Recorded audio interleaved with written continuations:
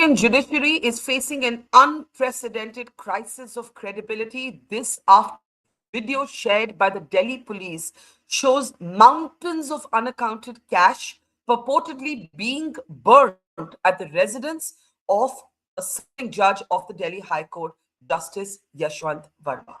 I'm Barkha Dutt. You're with the Mojo Story. On the program today, we turn our focus to the curious case of Justice Yashwant Verma, a judge of the Delhi High Court.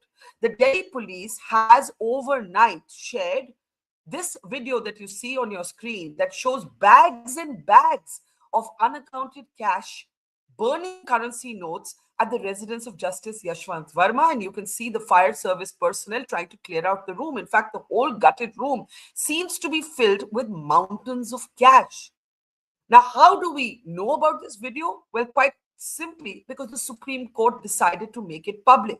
In an unprecedented decision, the Supreme Court, close to midnight on Saturday, made public the internal inquiry report of Delhi High Court, an inquiry that was conducted by the Chief Justice of the Delhi High Court.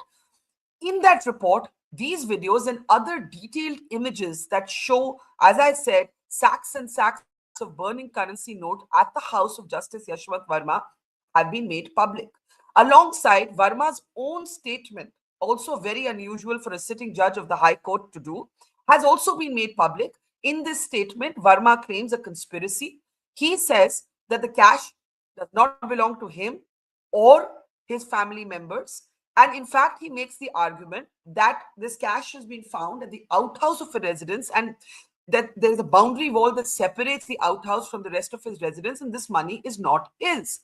But in his report, Chief Justice Upadhyay of the Delhi High Court says he is prima facie of the opinion that nobody else could have had access to this room other than the members of the judge's family, the judge himself, or those who work as staff in the house. And therefore, the Chief Justice of the Delhi High Court has called for a deeper probe.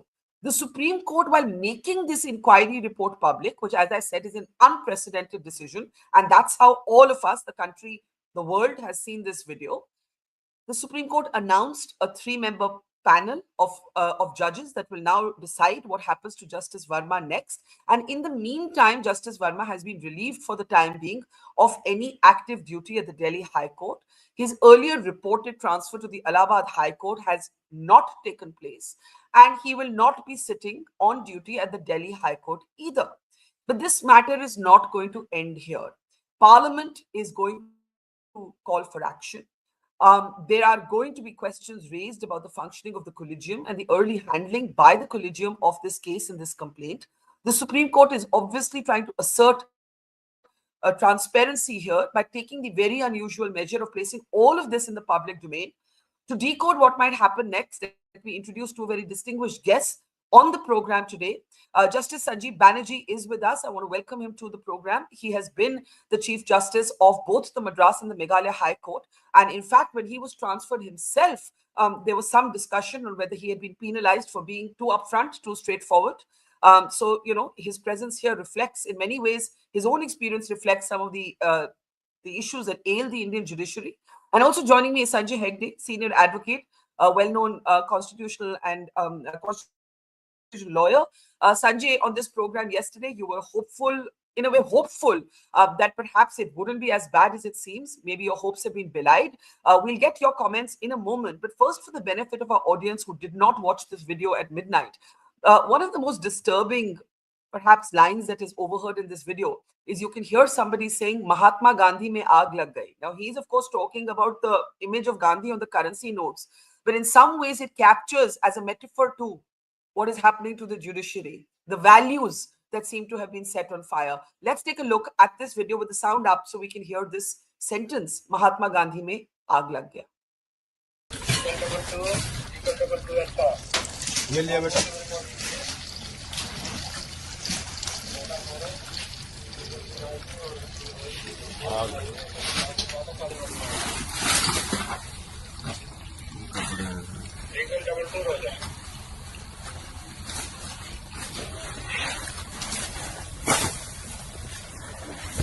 करना से light इसको use करा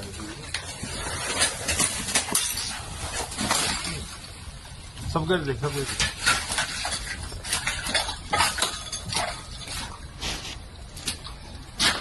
दे ये भी लिया। महात्मा गांधी में आग लग रही है भाई, वहां लिया।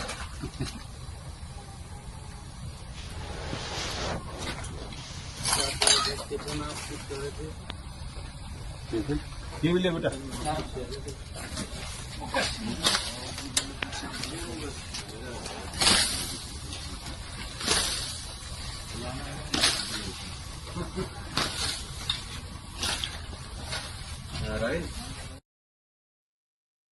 Well, that is that shocking video made public by the Supreme Court. Justice Banerjee, I'll start with you. We've been discussing this earlier in the week as well. And at that time, you had certain concerns about how the Supreme Court had handled the communication around it. Now, the Supreme Court has chosen to put this entire in house inquiry report by the Chief Justice of the Delhi High Court in the public domain. And that is how we have all seen this video of burning currency notes.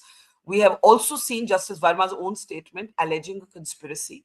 Not too many people are convinced of this because the fact is that a phone call went from the residence of the judge calling the fire service. If the fire hadn't taken place, this would have come to light. So it's hard to understand how this can be a conspiracy. Your first thoughts, Justice Banerjee? Very commendable of the steps taken by the Supreme Court thus far, including the extent of transparency which has been shown. When I was last on your show, we had certain allegations. Now we have some facts. And prima facie, the Supreme Court must be satisfied as to the authenticity of the video footage for that having been put on the site and for a committee to have been constituted thereupon. Now we have to wait for this committee. They will hopefully act with some expedition and we'll get a report. But before that, let's not jump to conclusions. One. Two is that this must not be used as an exercise to completely undermine or demolish the collegium system. That is very important because that is one of the basis for the separation of powers and, of course, the independence of the judiciary. Yes, it should be improved, but this should not be used as an excuse to dismantle the system. Thirdly, there are certain facts which ought to come to light, and hopefully they will. I believe there was a, a statement made, I don't know about its authenticity, by the fire department later saying that no cash may have been found. Now, we clearly see a fireman over here and we see burning embers. So it implies that the fire services people discovered the cash, whereupon the police were also there and it went to the police commissioner. So how did the fire services authority, if they did issue a later statement saying that it was not found by them, how did that come about? Who ensured that such a statement came out? There are certain other names which are floating around in rumors. One must find out whether this was cash belonging to the judge or the judge was acting as a storekeeper for somebody else. And everything we must get to the bottom of this. Let me ask you this. The statement attributed Justice Banerjee to the fire chief was later denied by the fire chief. So we were in this very confusing situation where there was a denial about his denial. When you look at Justice Verma's own defense, which is in the public domain because it's included in the report made public by the Supreme Court, he seems to have a contradictory response in my reading of it. On the one hand, he argues that the outhouse is not part of his house. There's a boundary wall separating it. It has nothing to do with his family.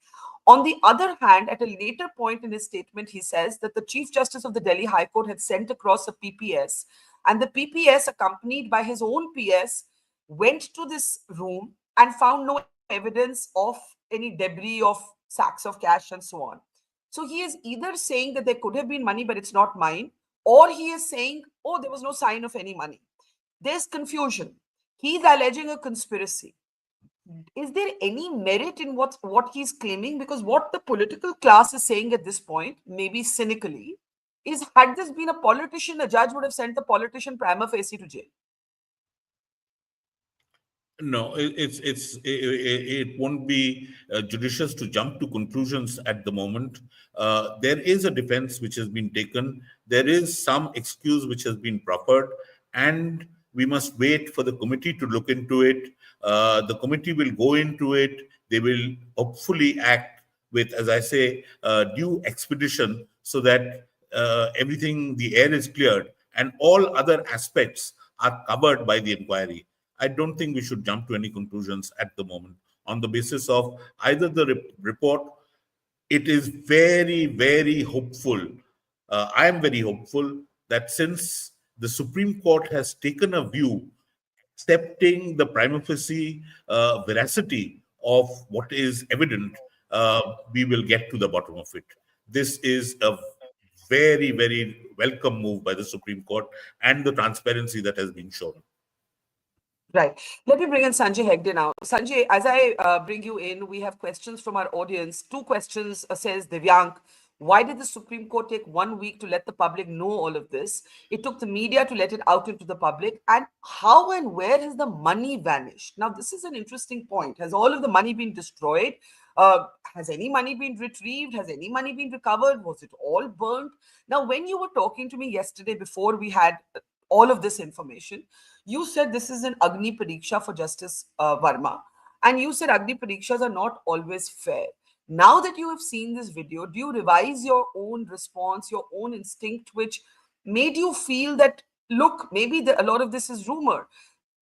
Look at these images. They mount, remember when you and I were talking, you said for this to be the figure that is floating around 10 crores, 15 crores, it would have to be a room full of cash. Well, indeed, going by this video, it is a room full of cash. Your response, Sanjay Hegde. Well, I am very glad that the Supreme Court has released everything. Sunlight is the best disinfectant. And it is possibly the kind of speculations that went on in public and went on through the journalistic channels, including your channel, that has prompted this response. Now, from what I can see on the video, it's a few things become clear to my mind. Maybe further investigation will bear it out. Firstly, it appears to me that it was the fire brigade there, and the fire brigade, seeing what was there, for their own protection, made that video. They did not take any. They did not know how to handle the situation further, or whatever. They put it out to the policemen. Then we can see the statement of events which comes out from the documents attached, and it appears that the Chief Justice of the Delhi High Court, who was away in Lucknow, was told on the evening of the 15th by the police commissioner. Now, Justice Verma comes back also on the evening of the 15th at a pre-scheduled time. He was away in Bhopal. He comes back by flight. There is no untoward hurry and all that. All that he's told is that there is a fire. That there is a fire, and he does not show any great response to it. Comes back at him. It's only thereafter, once the Delhi High Court Chief Justice calls him up and says, "Look, this appears to have happened, and I'm sending a PPS over." That's the PPS. Both PPSs go together, and according to Justice Verma's statement, nothing was found at that particular point of time.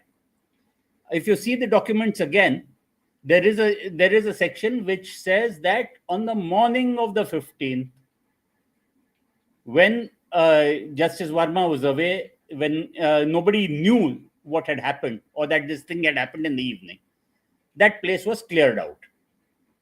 Now, what troubles my mind is, who is it who ordered the clearing out of the place? Who cleared out the place? And that which was cleared out, is there any salvageable debris? I do suspect that with so much money around, a certain portion would have remained unburnt. Has it been salvaged and deposited somewhere? Is there some record? Right now, we don't know. This is one set of questions that troubles my mind. The other set of questions is, how does money walk in like this amount of money? How does it walk in? And if you go by the facts as now established that it is an outhouse, it's not as if the judge is seen resorting to that outhouse now and then. So the question is, who put the money there? The judge categorically puts in his denial that neither me nor my family or anyone connected with me have anything to do with putting in money there. That's the position as it now But exists. are you buying that prima facie? Justice Banerjee is very measured. You are a little more blunt. You see, here's Uh, the problem, Sanjay. Just yeah, 1 second. When the judge says it's not my money, and he says at some length in his statement that there is a boundary wall separating where I live and this outhouse, he's disassociating from the fact that money was in that room. He's suggesting that the money could have been placed by someone else. The problem with that theory, the conspiracy theory that he's alleging, is then we'd have to say the fire was also set by somebody. I mean, no, honestly, if you go with theory that someone planted the money, which is what the judge is saying, no, no, no, then you no, have no, to go with the theory that no, somebody no, no, planted no. the fire. Because without the fire, there would have been no phone call and nobody coming in to see this money. Yeah, yeah, yeah. Entirely. There are several. I am I not mean, that's putting hell out of a any. conspiracy I am theory. not That's putting hell out of a any theory conspiracy in theory. advance. I'm not putting out any theory in advance. I'm only putting out the facts and the questions that trouble me. Similarly, Justice Banerjee may have questions that trouble him. The inquiry committee will have questions that trouble them. Now, according to the report, the fire department report, the fire appears to have been caused by a short circuit. Right? Who put in the money there? We do not know. There is money there. How much was there, or how much can we presume was burnt? Because obviously, even the salvaged currency may just you have to go by some process of extrapolation, and we have to assume that it was all currency. We do not know whether it is burnt paper, and currency sprinkled thereon, or what. We do not know as yet. As yet, we do not know all these things. So that's why even yesterday I was saying, let all facts come out. And no doubt, this is, even if you take the judge's version that somebody is framing him, that too requires an inquiry. Because if it is that easy to break through the insulation of a judge and put him in this position, then that too is very dangerous for the system. So either way, there are questions, and those questions need definitive answers. Yeah. Justice Banerjee, if you were, God forbid, in the position that Justice Verma finds himself in today, what would you do? Look, we can't speak because we're not in the fraternity to the reputation, personal reputation of this particular judge. But imagine for a moment you were in his position. Sanjay Hegde was saying yesterday he can't speak for himself. Now his version is also available in the public domain in great detail. Would he's already been told not to come to work pending the inquiry of the Supreme Court? Would you resign? Would you fight? Parliament is going to go for him. Let's be very, very clear. Politicians across the political lines possibly are going to seek to bring in some. I won't be surprised if we're talking impeachment very soon. What do you see happening? What would you do if you were in his position? I would realize that I have to explain the position. That is the first thing I would realize. I cannot merely say that there was a conspiracy theory and then escape my obligation to explain how cash may have been found in a room in my possession. As simple as that. Of course, a resignation at this moment would imply admission or acceptance. I wouldn't think anyone ought to do that, particularly if he believes that he is right.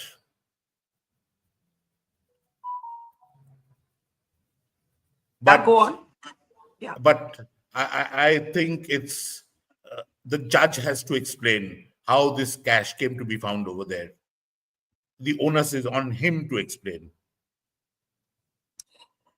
Given what he has said so far, do you think he's explained it? He's disassociated from it. He hasn't explained it. Well, that's a preliminary thing, and where more evidence is called for, when a more extensive statement is called for by the committee, he will doubtless present his version in greater detail. We have to await that, and as I say, not jump to conclusions. But there are certain things in the air, which are the involvement of others, why this matter was under wraps for so long, what were the other players, so called players, doing in the interregnum. Those things must be cleared. This cannot be treated as a one off incident concerning one judge. It has to be seen as a systemic failure, and that has to be addressed, hopefully, by the Supreme Court. Let me ask you before I go to Sanjay. The last time we were on, the rest of the panel lamented the fact that somebody like you had not come to the Supreme Court, that you were transferred from Madras to Meghalya. At the time, you had spoken quite bluntly about why you thought you had been treated the way you did. Your own case points to the fact that not all is well in the judiciary. When you see what's happened right now and you talk about the systemic failure, what do you think this says about the reputation and the credibility of India's judiciary? You cannot paint all the judges in the same brush. My experience is that we have several excellent judges. Similarly, we have some others coming through a selection process that is not probably perfect, who enjoy the perks. And we have some black sheep also. And it's the duty of the judiciary itself to put its house in order, discover these black sheep, not hide them, expose them, and get rid of them. Sanjay, when Justice Banerjee talks about other unanswered questions, a larger systemic failure, and there being other players, he doesn't elaborate on who those other players are. But people are asking commonsensical questions. This happened on Holi. We are now on the 23rd, right? It's taken a while for all of this to come out in this unvarnished sort of way, and we still don't know the full story. There are old cases in which the judge was named in a CBI case against a sugar mill that are being invoked. His judgments are now being re-examined, and the BJP and the Congress are both going to pay for his blood in Parliament. Are we looking at a possible impeachment? Well, that seems to be on the cards because, you see, impeachment is a political process. And both parties can, without waiting for any recommendation from the collegium, they can simply sign up. I suppose there will be many MPs who have already drafted some kind of motion. And there'll be a lot of people who will be signing up and putting it out on social media. So an impeachment is the process is likely. Whether it will go the full hog or not, that's an open question, because even if an impeachment motion is admitted, thereafter there will have to be an inquiry under the Judges Inquiry Act. And that right. But who report conducts, then goes just to for my Parliament. benefit, who conducts that inquiry if an impeachment motion is admitted? Does this Supreme Court ordered 3-member panel remain valid, or does it become a different inquiry then? It will be a different inquiry. It will be a Right. different inquiry. It will be a formal inquiry under the Judges Inquiry Act of 1968. So, what does this do now to the authority of the collegium? Let's address the elephant in the room, right? There is all kinds of speculation in the national capital right now that the only time India's parliament has ever agreed on anything is on how judges should be appointed. And the Supreme Court had to set aside that unanimous law that was passed by parliament. Do you think that the fallout of this is going to be an attempt to get rid of or weaken the collegium system? And people might say, well, you know what? Serves you guys right. Well, it is quite a possibility because ultimately it was one constitutional amendment that was struck down. They might come back with another constitutional amendment, and they can also claim that the defects which were pointed out in the Supreme Court judgment in the NJSC have been taken care of. So Yeah. it may well be that willy-nilly you will have a relook at the judges' appointment process. The real thing that we want is the independence of the judiciary cannot be compromised.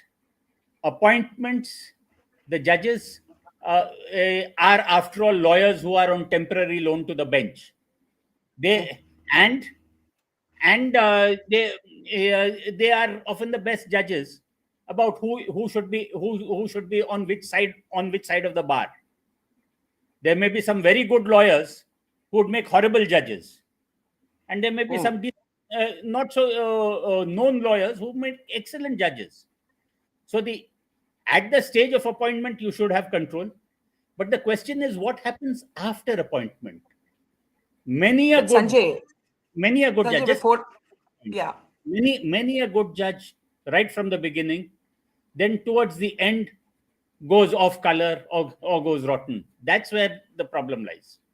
So before I give Justice Banerjee the last word, he will not talk about himself. But when you look at his own case or Justice Muralidhar's case, right? There is also now a growing perception that if you're honest, you're straightforward, you say it like it is. At some point, the system doesn't necessarily reward you; it penalizes you, right? What do you say about that? Yes, but that's part of the job of being a judge. You have to call things as they are.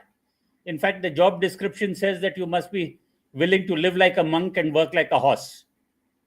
So it's almost like that. And I know of many judges who said that if we go to the Supreme Court, so be it. If we don't go to the Supreme Court, so be it.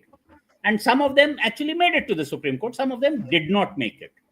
There were also judges who were too clever by half, who would pander to certain people and who possibly were less than scrupulous, but their reputation preceded them and they got caught off. Now, the Supreme Court is not the be-all and end-all of a lawyer's life. It is, of course, a very high court and everything, but as long as we lawyers remain straight, please take this also, that you can't have corrupt judges unless you have crooked lawyers. Correct. So we lawyers also need to introspect. It cannot be a moment of schadenfreude as to what has happened to Judge X or Judge Y. Yeah. Can't have crooked judges unless you have crooked lawyers. Let me give you the last word, Justice Banerjee. You said this should not become a context to undermine the collegium. Yet, I think that could be one of the fallouts. As I ask you this question, there's a very interesting quote from the report that one of our audience members is citing. That the report says no currency was either found nor was any cash in any state seen present on the site, is what's written on page 17 of the report. The question again and again is, outside of the cash that was burnt, where did the rest of the cash go? That is one of the many unanswered questions. Was it all burnt? It doesn't seem to be from the visuals, but we don't know if we have all the visuals. My question to you is about the collegium. There has been a lot of debate over the functioning of the collegium over the last few years. Is the collegium standing up on appointments? Is the collegium asserting itself as it should on appointments? You yourself have expressed some skepticism about that. Now we are in a position where the collegium could be questioned, challenged, weakened, undermined. Your last thoughts on this case and the fact of what may happen. The consequences are big. Justice Verma is one judge. He's not the first or the last judge who will be mired in corruption. But the way this is playing out in public domain could lead to a cataclysmic change in the authority of the courts themselves and the functioning of the collegium. Your last thoughts on that? Well, the collegium system is not perfect. It has to be improved. It has to be improved drastically. But that does not mean scrapping of the system. The primacy should always be with the Chief Justice of India in the matter of appointments, the process of consultation. But inputs have to be received from the executive, and that process of consultation cannot be one way. That the judiciary will have its own say or the executive will have its own say. we must strive to make a better system. I'm very grateful that Mr. Hegde has spoken of crooked judges and crooked lawyers. It's invariably the conduit is a lawyer when there is a crooked judge. And there must be some kind of introspection within the legal fraternity as to the quality that we are producing and as to the quantity that we are producing from out of the law colleges, which several of them operate out of probably cowsheds. You give a license to these people without an education, and everyone becomes a lawyer. Every person has one vote. There's a system of democracy which is there. Today, we do not have the governing bodies of any of the professional organizations being in a position to govern or to take disciplinary measures because they've been completely politicized. Be it the Bar Council of India or the Medical Council or the Chartered Accountants body, they've been politicized. All these bodies have sufficient authority to discipline lawyers, to take steps. Tell me when something of this kind happened the last time. Don't we have crooked people moving around, crooked professionals all over the place? Absolutely. This is the right opportunity to get to the bottom of all this, where we put fair and constructive bodies in place instead of politicizing every institution or every regulatory authority. And yes, the collegium system has to be improved, but I'm very happy with the transparency that has been shown, albeit late, but the transparency that has been shown, and I'm confident that all the answers will be coming, whether it was Justice Verma, whether it was somebody else, who were the other players involved, all these answers have to be given, whether by the committee or otherwise. All right, we leave it there. It is an existential moment, as it were, for the judiciary. There are enough people waiting in the wings, seeking to dismantle the system, as Justice Banerjee warned, and that would not necessarily be a healthy outcome for India's democracy. But on the other hand, if this is not a context to clean up and pull the skeletons out of locked cupboards, then I don't know what other context we'll ever get. Thanking both Sanjay Hegde and Justice Sanjib Banerjee, and to our audience. Have a great Sunday. We'll keep you posted on every twist and turn of this developing big story with ramifications for all wings of government. So do keep watching the Mojo Story. Thank you and see you soon. It's great to see you here. Thank you for watching our work. If you haven't subscribed yet, don't forget to click the bell icon and subscribe to Mojo Story and support independent, robust journalism.